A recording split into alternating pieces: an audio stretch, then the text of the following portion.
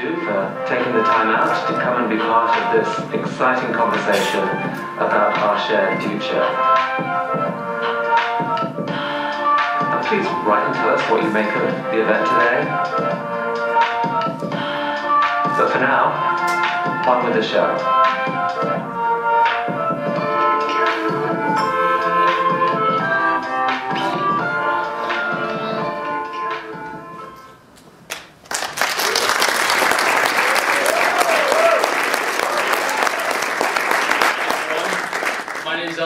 And welcome to TEDx WUSTL 2013, Cultivate the Intellect. Thank you, Aaron. Let's give another round of applause for Aaron. That was incredible.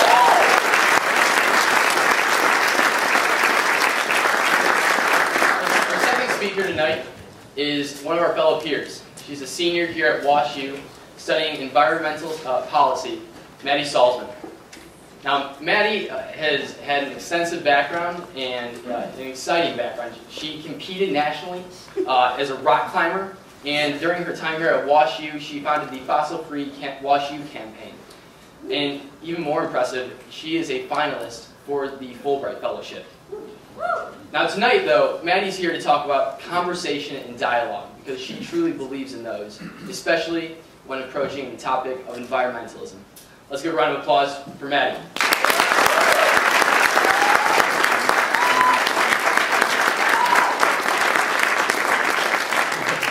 How's everybody doing tonight? Is this working? Can you hear me? All right, nodding. Good. We're done. That's an answer. All right. So I have a short story to tell you all. This past July, I was working for a company called Wilderness Ventures, leading backpacking trips for teenagers in Alaska. And on one particular day, we were kayaking down Harriman Fjord towards Surprise Glacier, which you can see right here, when what we were all waiting for to happen, happened. A huge block of ice, about the size of a large ferry, spilled off the side of the glacier and tumbled into the water before us. Immediately, my campers and I all started cheering with excitement. Getting to be so close to a glacier is a rare experience in itself. Getting to see one calve so hugely is once in a lifetime. Now, having said that, calving ice off of glaciers is a normal occurrence, given that it was July in the Northern Hemisphere. But what's not normal about this is that Surprise Glacier's ice wall has retreated 8 miles since its discovery in 1899. So, upon seeing this natural phenomenon, 2 immediate thoughts came to me. 1, that I was really excited, but 2, a bit uncomfortable with the idea that future generations might not get to experience this. But you guys have heard this story before, right? Or something similar? And I'm not here to tell you stories you've heard before. See, the thing is, these trends carry grave implications, not just for Alaskan vacation spots and fuzzy animals, but for global concerns like rising sea levels and average temperature warming. And these changes in trends have very real effects on things like food production and water scarcity across the globe for people everywhere. And there are people that are currently working on trying to make these things more known to the globe. For instance, this is Mohammed Nasheed, the former president of the Maldives, who talks a lot about the very real threat of his people's nation being submerged in the oceans as sea levels rise. This photo is actually from a political statement conference that was held as the officials of the Maldives had a conference underwater to bring attention to this fact. And this is Vandana Shiva. She's an environmental advocate from India who stands up for Indian farmers whose livelihoods are at risk from environmental pollution. See, the fact of the matter is, climate change cannot just be reduced down to a scientific issue, a Western issue, a developmental issue, a partisan or a religious or a difference of opinion issue. Climate change caused by fossil fuel burning and deforestation is a human issue. Regardless of opinion, it is going to affect us all. But most sadly, it is going to impact the world's least fortunate and least responsible for these changes most harshly of all. The people on this planet who have not even been able to reap the rewards of industrialized society will also bear the brunt of famine and disease. So, given this environmental destruction going on, I think one of the most important questions we can ask is, what are we going to do about it? Or perhaps in even more theoretical terminology, how do we change the world?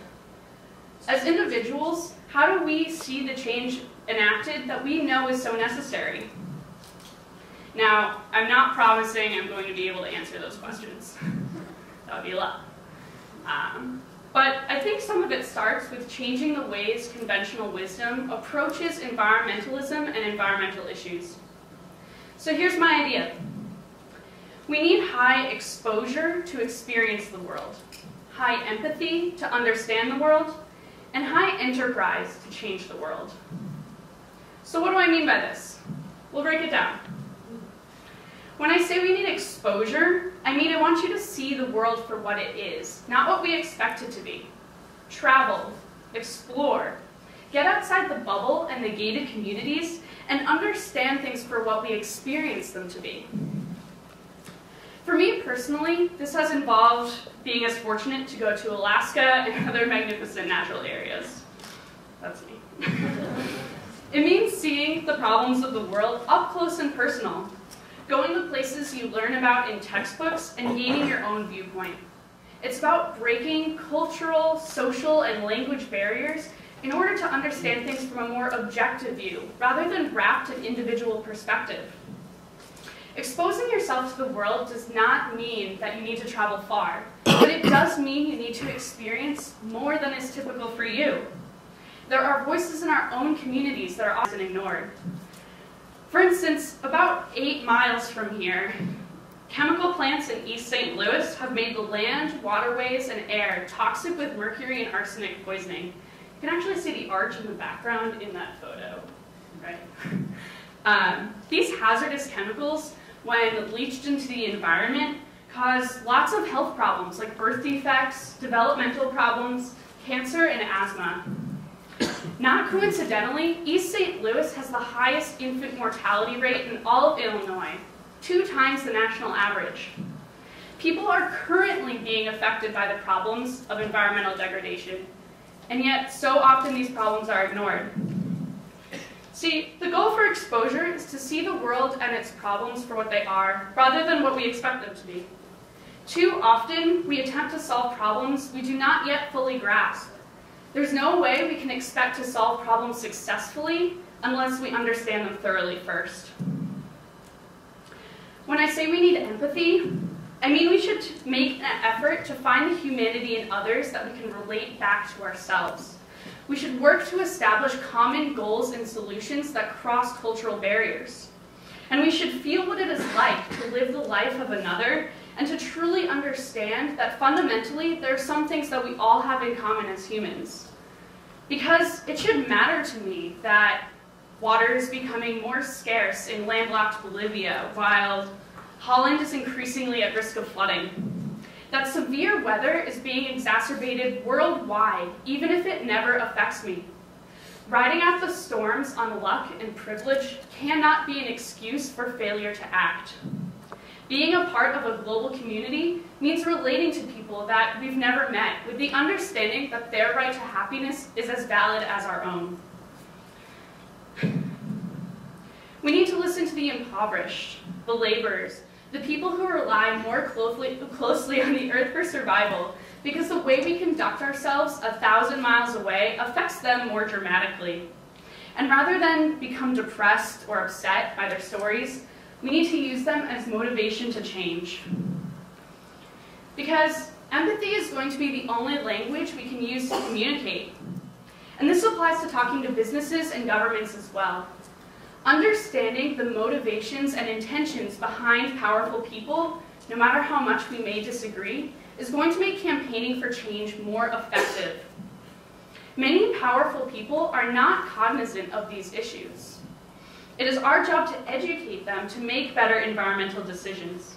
The more we can pull ourselves together as people, the more power we have for change.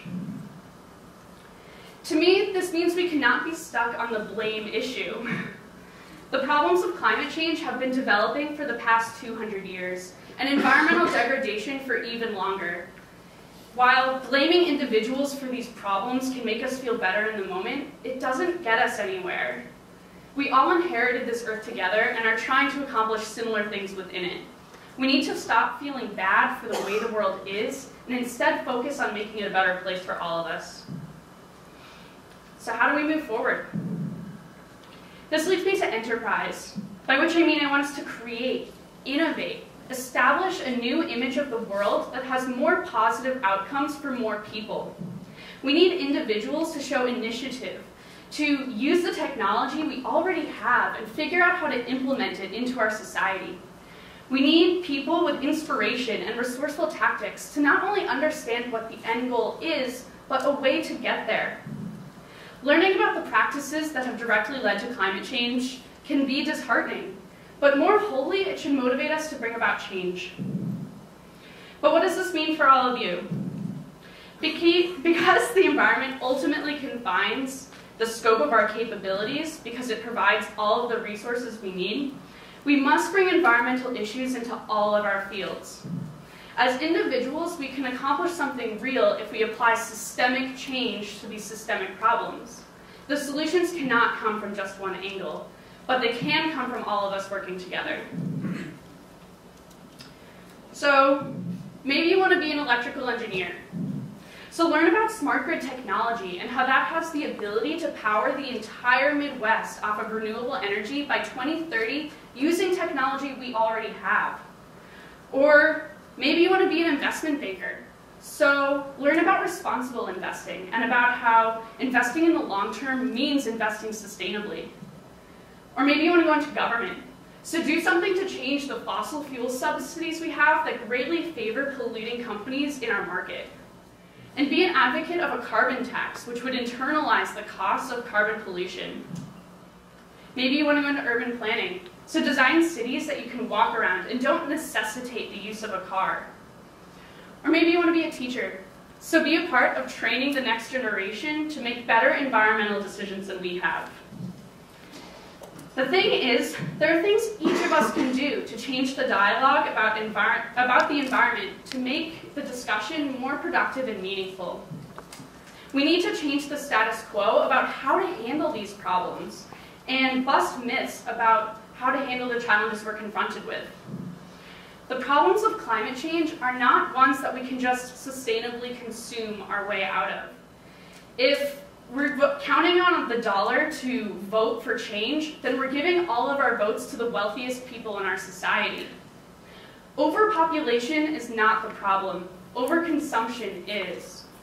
The fact that we use energy is not the problem. The way that we choose to harness that energy is problematic. But perhaps most fundamentally, environmentalism is not radical, and I do not consider myself to be a radical. My desires and ideas are based off of a commitment to logic and justice. I believe living things have the right to pursue existence. I believe that we should err on the side of caution with regard to depleting our natural resources. I believe we should not tamper with a fragile global climate system with unknowable consequences. If there's something I challenge you to do today, it's to try to employ these tactics in your own life. Try to expose yourself to new ideas or ones that don't seem to mix well with your own. Maybe you'll never identify as an environmentalist, and that's okay. But hear some of us out, and maybe you'll find parallels with your own worldview. Try to empathize with new people, new causes, new struggles, and new ideas.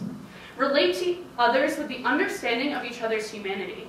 And listen to others that are often marginalized and ignored, but who have valid opinions nonetheless. And understand how this model in itself is systemic, that we might all be in different places in our levels of exposure, empathy, and enterprise, but focusing on all three lets us come up with more holistic solutions. So maybe you're really empathetic to the people of the world, so work on developing a technical solution to help people get out of the problems they're facing. Or maybe you have an idea, then figure out the social dynamics that can allow that idea to be implemented. Too often, the dialogue on environmentalism is centered on everything we have to lose. If that doesn't motivate us, then maybe we should focus on everything we have to gain. Imagine a world where living a good life doesn't inherently connote producing 4 pounds of trash every day. Imagine a world where resources like clean air, water, and fertile land are accessible regardless of social class. Imagine a world where the costs of development aren't pawned off onto the health of the citizens. We can do much better than we're doing right now, and that's a vision we should all be able to rally behind. Thank you.